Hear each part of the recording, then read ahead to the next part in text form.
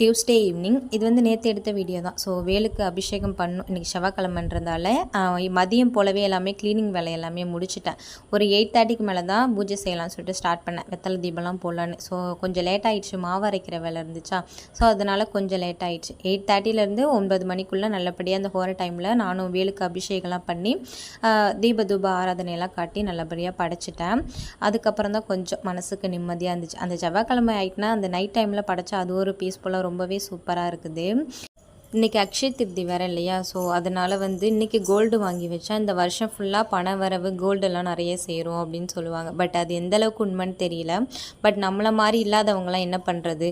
So நம்ம பக்கத்தில் உள்ள கடையில் போய்ட்டு 10 ரூபாய்க்கு கல்லுப்பு, மஞ்சத்தூள், மல்லிகைப்பூ இதெல்லாம் வாங்கி வச்சு மகாலட்சுமி தாயாருக்கு வழிபடலாம். ஸோ அதாவது வாசனை மிகுந்த பொருள்லாம் வாங்கி வைக்கலாம். அப்படி இல்லையா, ஸோ நான் இல்லாதவங்களுக்கு சாப்பாடு வாங்கி கொடுத்து உதவலாம். ஸோ நான் இந்த மாதிரி பூஜை பண்ணேன்னு நெக்ஸ்ட் வீடியோவில்